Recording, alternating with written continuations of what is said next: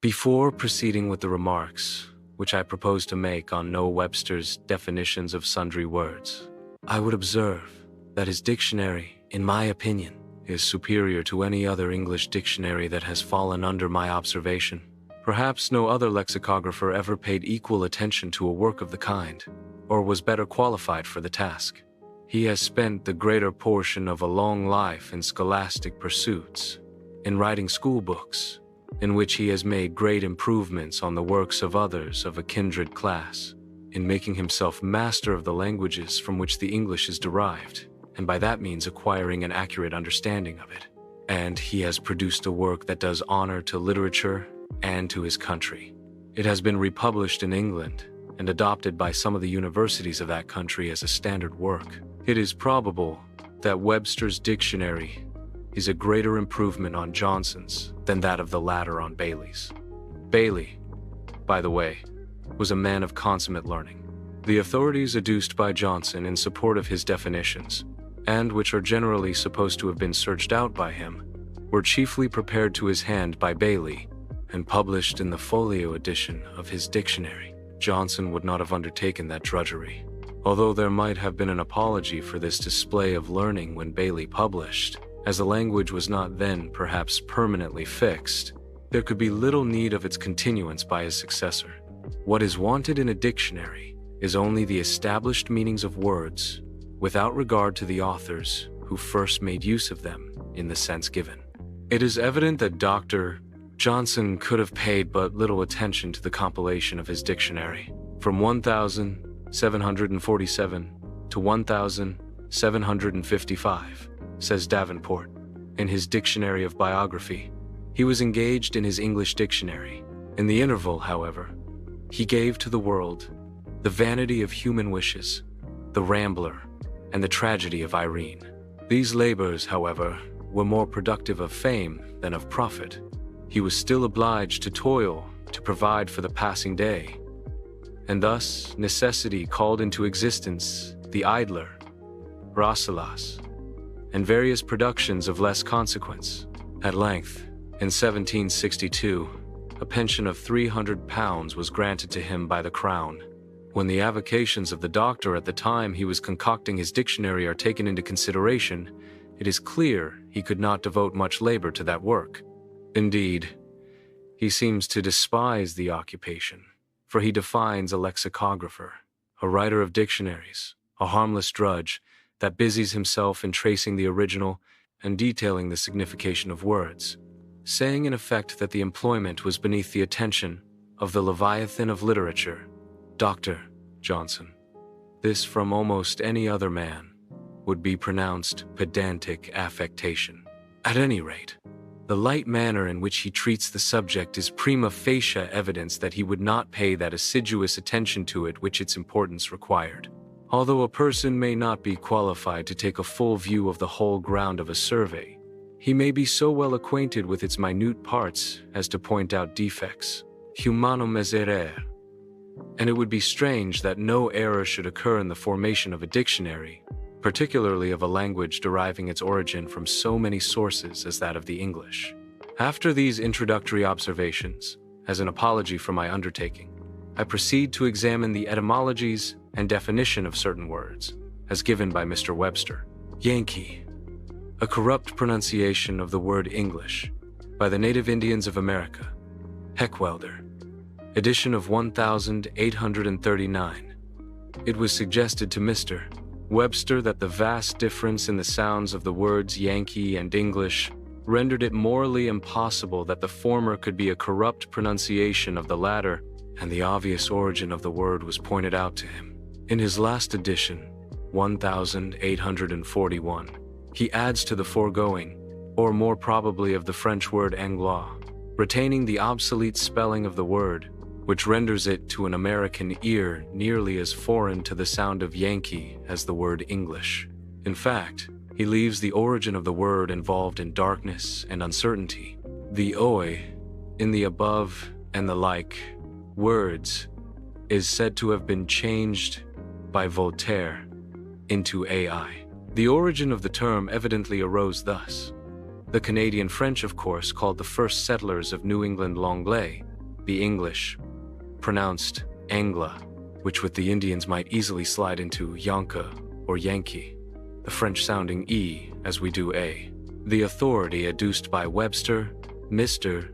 Heckwelder, was a missionary among the American Indians, who appeared to have given him substantially the true origin of the word Yankee, but by a misunderstanding in one of the reporters, Webster or Heckwelder, the word English has been substituted for Anglais. Caucus, a word used in America to denote a meeting of citizens to agree upon candidates to be proposed for election to office, or to concert measures for supporting a party. The origin of the term is not ascertained. This word, as used in New York, and probably in most places in the Union, denotes a meeting of a few influential men of a party, to concert measures to be acted upon at a general meeting. But in Boston, where the term originated, I am informed that it signifies a general meeting of a party. Daniel Webster, in an address reported as delivered by him at a public meeting, noticed sundry measures which he said had been acted upon at a previous caucus, evidently meaning at a meeting similar to that then held. This distinction is somewhat important in relation to the origin of the word, which arose as follows. On the 2nd of March, 1770, a quarrel took place at the premises of John Gray, a rope maker, between a soldier and a man in the employ of Gray, and the former was severely beaten. He soon returned, accompanied by some of his comrades. An affray ensued between the soldiers and the rope makers, in which the latter were overpowered. The people became greatly exasperated, and opportunities were sought for retaliation. And on the 5th of the same month, in a similar affray, the soldiers fired upon the people of the town, 3 of whom were killed and 5 wounded. The anniversary of this tragical event, usually called the Boston Massacre, was kept for a long time afterward, with great solemnity. These occurrences induced the rope makers and caulkers, whose occupations brought them in contact, to form a society, which doubtless was joined by those of other trades. At the meetings of this society, patriotic and inflammatory addresses were delivered, and the most violent resolutions passed against the British government and its agents and instruments in America. The Tories, in derision, denominated these assemblies of the members of this society caulker meetings, and the word in time became corrupted to caucus, which, as before observed, is the term still used in Boston to denote a general meeting of a party. This fact, although not generally known, has been handed down in oral tradition by many inhabitants of Boston, as I was assured by the late John Ferguson, formerly surveyor of the port of New York, who obtained the information of the Reverend Dr. Freeman, the first Unitarian clergyman of the town of Boston. The adoption by the people of Boston of the term caulker or caucus to designate their public meetings, which was intended as a slur by the Tories, is similar to what happened afterward in France, where the Republicans assumed the name of Sansculottes, give them by their enemies in contempt. It has required considerable circumlocution to explain fully the subject in question. But as caucus, as well as Yankee, is a term peculiar to America, it appeared to me especially important to ascertain its origin beyond controversy. Democracy. Republic. These words are in constant requisition in the United States. They are as familiar as household gods, and here at least ought to be well understood. But if their interpretations by Drs. Johnson and Webster be correct, that is far from being the case. Bailey defines democracy thus: demos, the people, and kratio, to exercise power. Greek, a form of government where the supreme or legislative power is lodged in the common people, or persons chosen out from them. This, it seems, was the understanding of the word in Bailey's time, and it is believed that it has been constantly used in the same sense ever since the fall of the small democracies or republics of Greece, where all the people assembled together to make their laws. But Dr. Johnson will not allow the people to entertain a democracy, except upon the old Grecian plan, which in the present state of civilized nations he knew to be impracticable.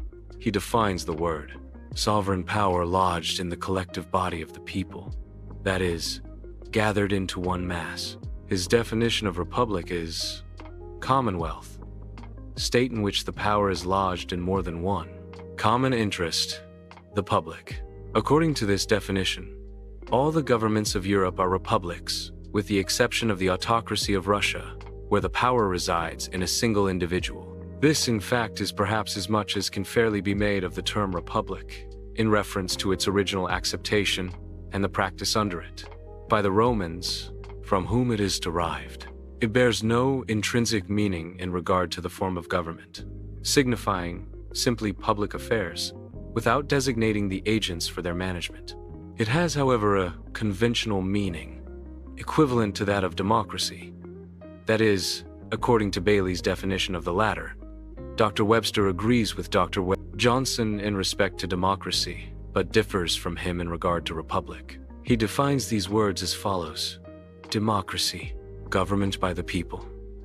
A form of government in which the supreme power is lodged in the hands of the people collectively, or in which the people exercise the powers of legislation.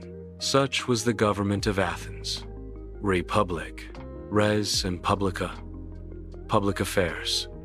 A commonwealth, a state in which the exercise of the sovereign power is lodged in representatives elected by the people.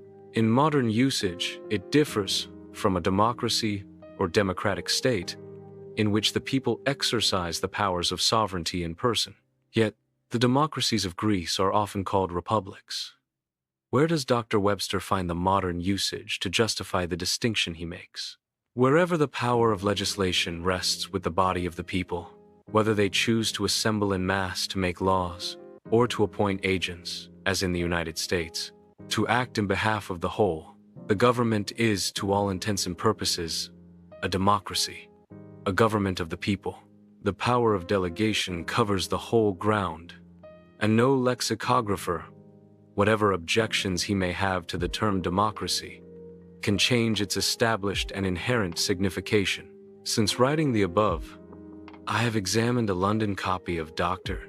Johnson's dictionary, published in 1799, said to be the 11th edition, revised and corrected. In this, the editor, in the definition of democracy, has very judiciously rejected the word collective, thereby rendering the congregating of the people in mass for the purpose of legislation a non-essential attribute of democracy. This omission was made after the death of the author, which occurred in 1784. In some of the American editions of the work I observe, the word is retained, and in others omitted, depending doubtless on the editions from which the copies are taken. Among the former, I notice the Philadelphia edition of Todd's Johnson. The London editor, of course, disagrees with Dr. Webster as to the modern usage in relation to the acceptation of the words democracy and republic, and that Dr. Webster's opinion on the subject is contrary to the general acceptation of the term democracy in America is evident from the contest now carried on between the two political parties into which the country is divided, each claiming the honor of possessing a superior right to the appellation of Democrats, Sansculottes.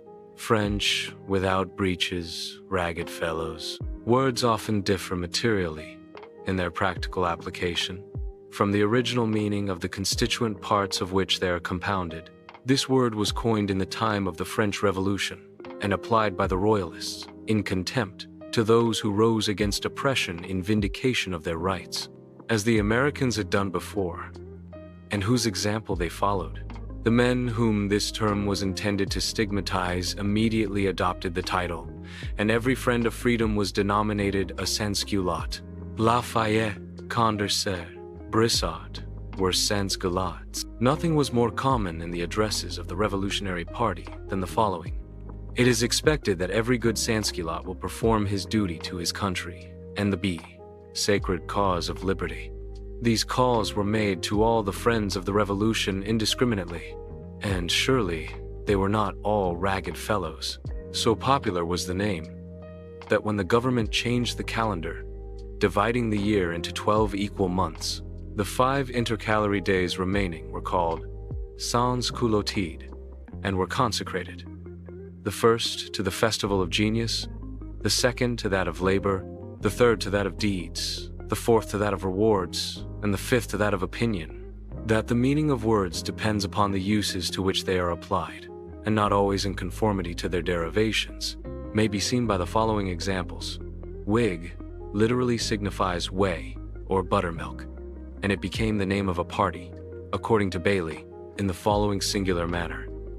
It was first applied to those in Scotland who held their meetings in the fields, their common food being sour milk, a nickname given to those who were against the court interest in the times of King Charles and James II, and to such as were for it in the succeeding reigns.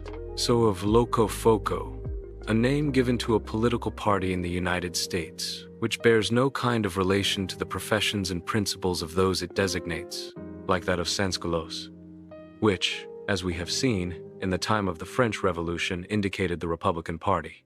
The word has become obsolete in France, and it is hardly worthwhile to revive it, or any of its class, in America. Sansculottism, a ragged state of men. Without breechism would probably be the best English translation of this word, if it were French. But it probably can be found in no other dictionary extant of any language. If any English writer has introduced the term, he probably intended it to have a political bearing, and not to be understood in the sense here given.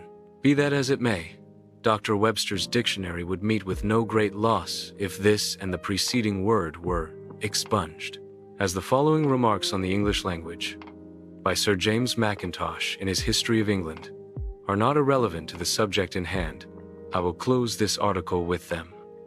From the Anglo-Saxons we derive our language, of which the structure and a majority of its words, much greater than those who have not thought on the subject would at first easily believe, are Saxon.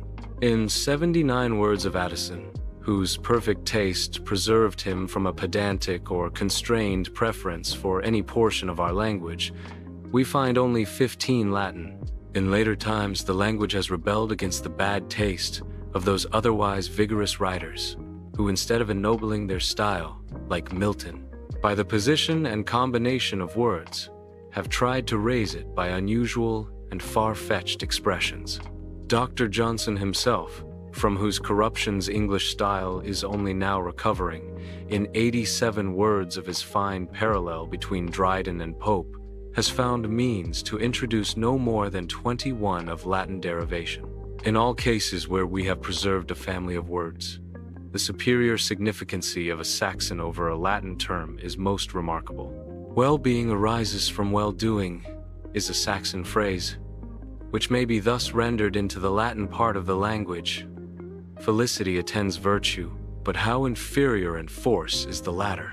In the Saxon phrase, the parts or roots of words, being significant in our language, and familiar to our eyes and ears, throw their whole meaning into the compounds and derivations, while the Latin words of the same import, having their roots and elements in a foreign language, carry only a cold and conventional signification to an English ear.